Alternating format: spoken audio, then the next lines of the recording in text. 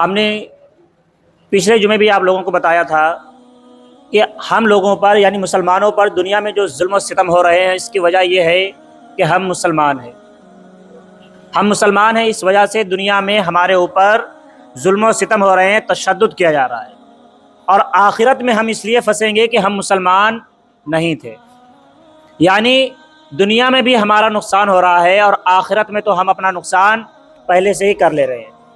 اب ظاہر سی بات ہے، دنیاوی نظر سے تو ہم مسلمان ہیں، لیکن شریعت کی نظر میں ہم مسلمان ہیں یا نہیں ہیں، اس بات کا ہمیں اپنا محاسبہ کرنا ہوگا، اپنی خبر گیری کرنی ہوگی۔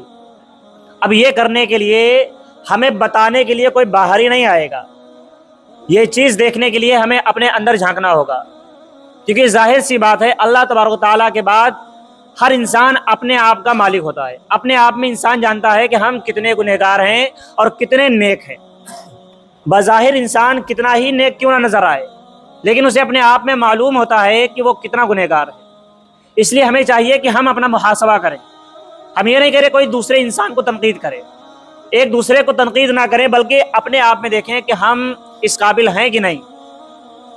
ایک وقت تھا ساری دنیا پر مسلمانوں کی حکومت ہوا کرتی تھی، تمام دنیا میں آدھی سے زیادہ دنیا پر مسلمانوں کی حکومت تھی۔ وہ دور کب تھا؟ جب مسلمان صحیح معنوں میں مسلمان ہوا کرتے تھے۔ پھر ایک وقت آیا کہ مسلمانوں نے اپنے آپ کو بھلا دیا۔ اللہ تبارک تعالیٰ نے قرآن مجید میں پہلے ہی فرما دیا تھا کہ جس دن تم اپنے آپ سے مکر جاؤ گے، یعنی دین اسلام سے پھرنے لگو گے، اس دن تم سے حکومت چھین لی جائے گی۔ اس دن صرف تم پر پریشانیاں آئیں گی، تم پر مشکلیں آئیں گی، اور وہ دن آج ہے۔ آج وہی دور چل رہا ہے کہ آپ دیکھیں کہ کہنے کو ہم لوگوں کے بہت سارے مسلم ممالک ہیں، بہت سارے مسلم ملک ہیں، لیکن اس کے باوجود ہماری کوئی سنوائی نہیں ہوتی۔ کیوں نہیں ہوتی ہے؟ اس کے ذمہ دار بھی ہم ہیں۔ مسلمانوں کے زوال کی سب سے بڑی وجہ یہ ہے کہ اس کی تعلیم میں کمی آئی ہے، اس کے ایجوکیشن میں کمی آئی ہے، یہ سب سے بڑی وجہ ہے۔ اس کے بعد دوسری وجہ یہ ہے کہ مسلمان اپنے دین سے پھر گیا ہے۔ ہم یہ نہیں کہہ رہے کہ کافر ہو گیا، پھرنے کا مطلب یہ ہے کہ اسلام نے، شریعت نے جتنے احکام بیان فرمائے ہیں، مسلمان ان پر عمل نہیں کرتا ہے۔